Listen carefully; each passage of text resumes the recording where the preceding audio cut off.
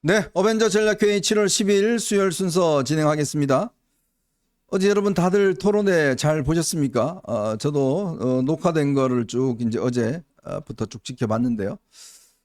역시 이제 토론이 본격적으로 붙으니까 여러 가지 하여튼 뭐 현상들이 좀 나타나는 것 같습니다.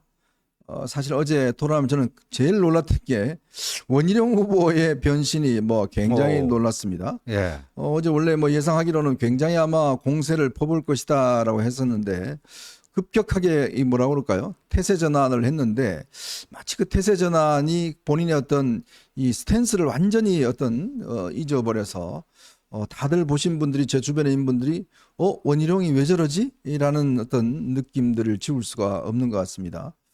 어쨌거나 뭐 치열하게 어제 공방을 벌였는데 앞으로 아마 7번 더 남았던가요? 전체 아니 8번인가요? 이제 방송통은 총 6회입니다. 6회인가요? 네. 네. 근데 이제 한 번 했으니까 5번 남았습니다. 네네. 뭐 아마 지켜보시는 분들은 나름대로 재미가 있을 것 같습니다. 어떻게 뭐 후보들의 순발력이라든지 논리라든지 뭐 이런 것들을 보시면서 이제 판단을 하시게 될 텐데요.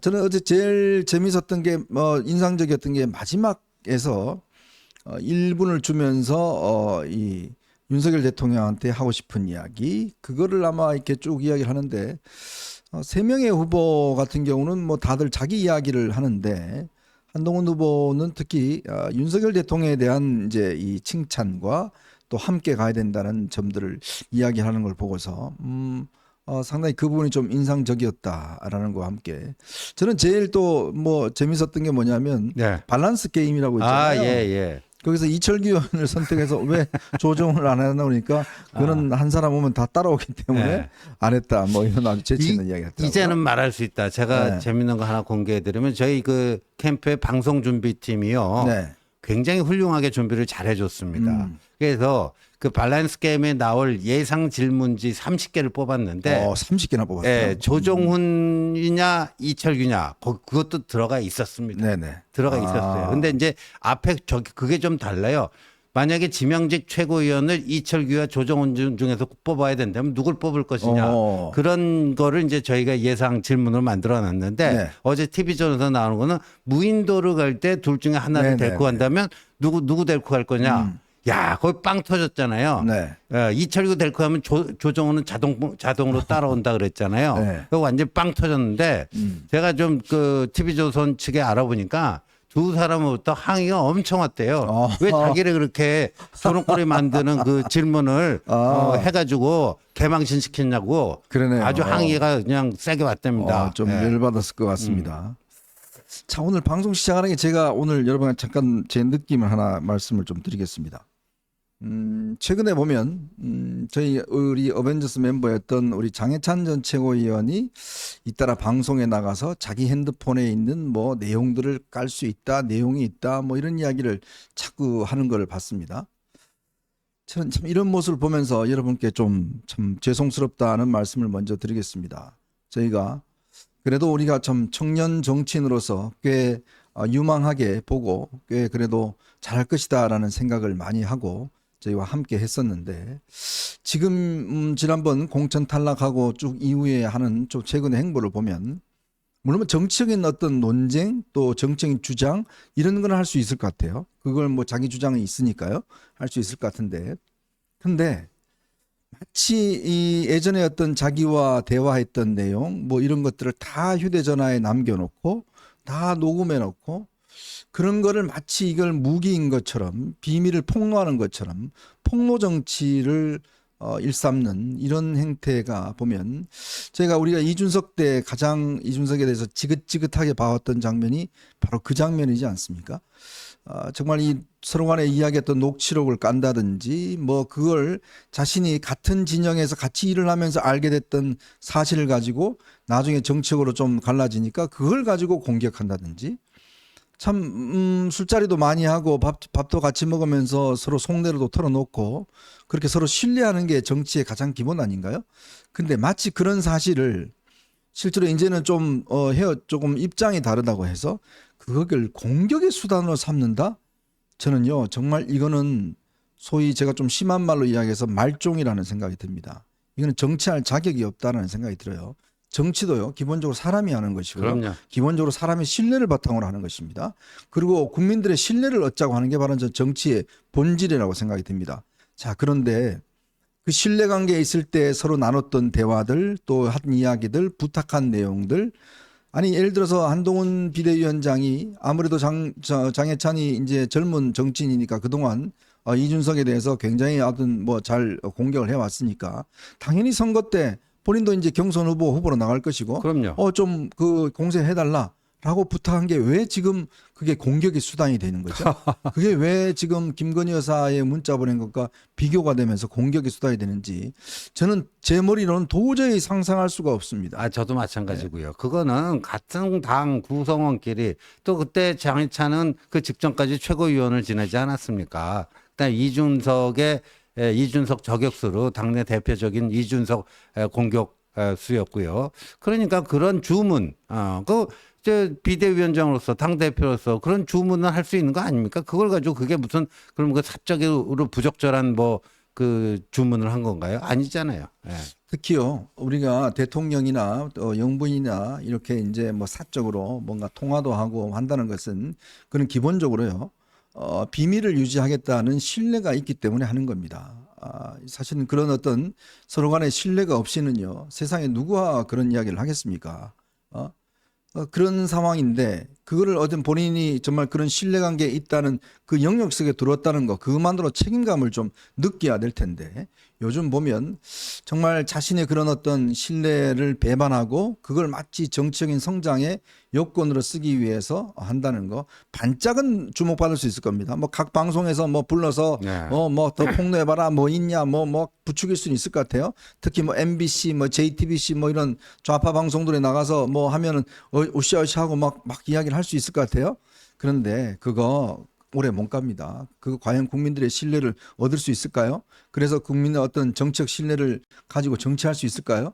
저는요, 제가 30년 넘게 정치인들과 이 쭉 뭐 취재도 하고 볼 거 안 볼 거 다 보면서도 그러나 이게 우리와 어떤 사적으로 이야기한 거, 그 다음에 그걸 알려서 되는가에 대한 사전 동의, 저는 반드시 그거 거칩니다.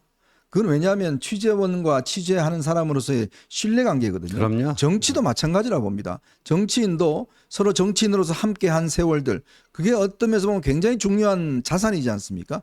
그리고 특히 대통령이나 영부인이나 이분들하고 통화하고 대화를 나눈 내용은 정말 무덤까지 갖고 가고 정말 이 마지막에 정말 회고록이나 이런 거 쓰면서 뭐 공개하는 건 모르겠습니다만은 진짜 그거는 어떤 서로 간의 신뢰 속에 가슴 속에 묻어야 되는 사안인데 마치 그걸 자신의 어떤 지금 정책 이해를 위해 쓴다는 거 저는 이런 정치는요 정말 이 발붙이지 못하게 해야 된다. 우리 정치 개혁이란 게 뭐 많은 이야기를 하지만 어떤 그런 걸로 정치적인 성장을 하겠다는 이런 풍토는 저는 반드시 없어져야 우리 정치가 깨끗하게 될 수 있다. 특히 청년 정치인들이 저런 모습을 보고 하면 누가 청년 정치인들 후원하겠습니까? 아니, 그러니까 우리 장해찬 씨는요, 이준석을 그렇게 공격하면서 그랬는데 지금 그 하는 행태 닮아가죠? 보면은 네. 흑화돼 가고 있어요. 우리 그 참 영혼이 나름대로 그 순수했던 우리 장해찬이 이준석을 따라서 흑화되고 있습니다, 지금. 이게 세월을 이제 젊잖아요. 길게 봐야 될 겁니다. 지금 당장 국회의원이 못 됐다고 해서 그게 전부 세상이 끝나는 건 아니지 않습니까? 다음에 더 큰 기회가 올 수도 있고 더 중요한 직책이 맡을 수도 있습니다. 그래서 이 국민들의 신뢰를 잃어버리면 그거는 영원히 우리 사회에서 발붙이기 어렵다. 이런 말씀을 드리고 지금 그런 것들을 또 이용하려고 먹으려고 하는 저 좌파의 어떤 흐름에 부안해동하는 것들 또 그런 이 장해찬을 이용하려고 하는 세력 이거 옳지 않습니다. 제가 정말 인생의 선배로서 그런 이야기를 좀 오늘 드리고 오늘 시작하도록 하겠습니다. 지금요 민주당이 정청래가 잇따라서 지금 이 청문회를 열어서 탄핵 청문회를 하겠다고 이야기를 하고 있는데요. 이 하는 행태를 보면 완전 불법 투성입니다. 지금 뭐 여당 간사도 못 뽑게 하고 있어요. 그래놓고 이게 탄핵 사유도 되지 않는 것들을 지금 하려고 하고 있습니다. 자, 그러니 저는요 지금 뭐 이 추경호 원내대표가 저는 굉장히 좀 신사적으로 지금 너무 하고 있는 것 같은데 이거요 바로 국회 제명 지금 저는 해야 된다. 그리고 이런 직권 남용에 대해서 고소도 해야 된다. 이게요 이런 식으로 그냥 무슨 뭐 좋게 좋다 이게 국민의힘 지금 원내대표가 너무 물러 터졌어요. 그래야지만이 이 얘들이 이제 뭐라도 겁을 먹습니다. 지금 보십시오 얼마나 모욕적으로 합니까? 아니 여사진행 발언 기회도 주지 않습니다. 어떻게 그런 이 진행을 할 수가 있어요? 그거에 대해서 국회가 가만히 있다고요? 그건 말이 안 되죠. 저는 바로 이거는요 이 국회 제명 안건을 올리고 또 저는 형사적으로도 고소 고발을 해서 네. 반드시 이거는 처벌받도록 해야 된다. 물론 이게 의석이 모자라고 하지만 시도는 해야 된다. 이런 말씀을 많이 드립니다. 그리고 이 앞으로 열리는 청문회 아무도 나갈 필요 없습니다. 그렇죠. 이거 나가도 아무런 문제가 없습니다. 그러니까 이거는요 반드시 이걸 좀 정을 해야 되겠다라는 생각이 듭니다. 그리고 지금 어제 뭐 저희가 오늘 도이치모터스 관련해서 이게 지금 임성근 지금 임성근 이 사단장 지금 이 당시에 도이치모터스와 관련된 이 사람이 지금 최근에 임성근을 잘 아는 것처럼 이런 통화 내역 이게 지금 뭐 공개가 돼서 지금 상당히 논란이 되고 있습니다. 김건희 여사 친분을 과시했던 이 도이치모터스 주가조작 공범 이종호가요. 최상명 사건 이후에 변호사와 이 통화를 하면서 임성근에 대해서 내가 VIP한테 이야기를 해서 뭘 하겠다 이렇게 지금 마치 관련 있는 것처럼 지금 언론에 일본이 보도를 하고 있습니다.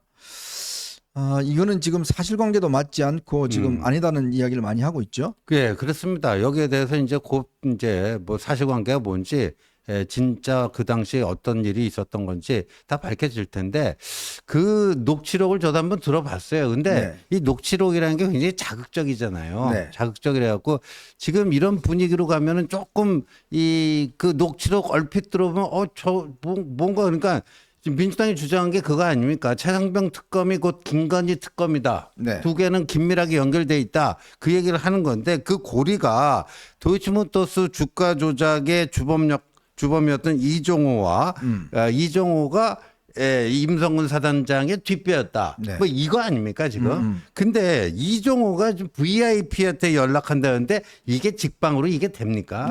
이게 뭐 소설 같은 얘기예요. 그렇습니다. 이게 뭐 앞으로 부풀려졌는 것인지 이런 부분은 공수처에서 수사를 더 진행해야 될 텐데 저는 좀 문제가 되는 게 왜 공수처 수사가 이렇게 자꾸 한겨레 신문이나 이런 데 유출되는지 이 부분도 공처가 좀 내부 단속을 해야 될 겁니다. 왜냐하면 이런 게 자꾸 공처되면 이게 뭔가 공수처가 이 야권 매체들과 뭔가 뭘 한다는 인상을 줄 수가 있는 거거든요. 이런 부분은 좀 더 공처 내부에서 확실하게 좀 단속을 해야 되지 않겠는가 싶습니다. 자, 오늘 여러분들과 함께요. 저희가 지금 세 가지 이야기를 가지고 좀 해볼까 합니다. 자, 지금 이 시간 현재 부산에서는 부산 이 경남 지역인가요?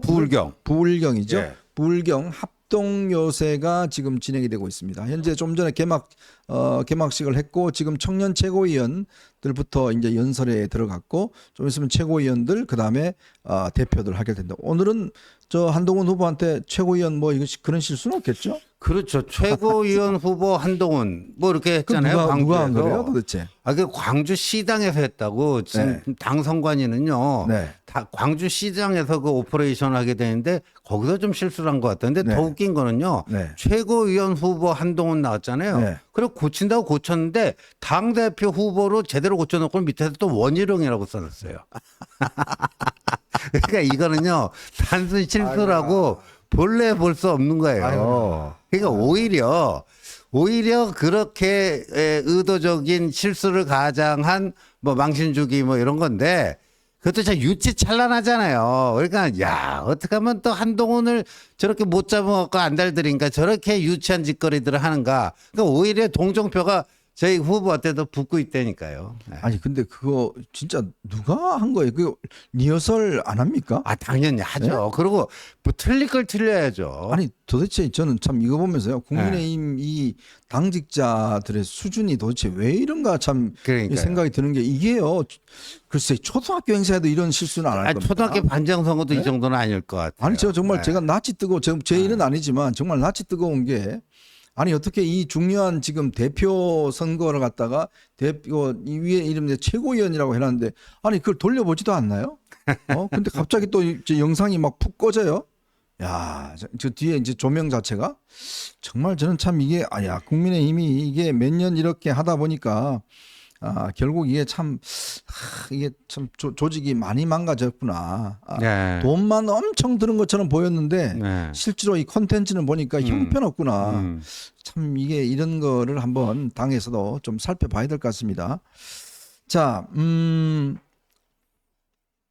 어제 그리고 제가 지금 그거 하고 그다음에 진중권 네. 씨가 어제 오늘 공개했던 57분 예. 그 통화 내역 그거 하고요. 오늘 이재명 오늘 출마 선언했습니다. 그 출마 선언 꼼꼼하게 한번 좀 저희가 평가를 해보도록 하겠습니다.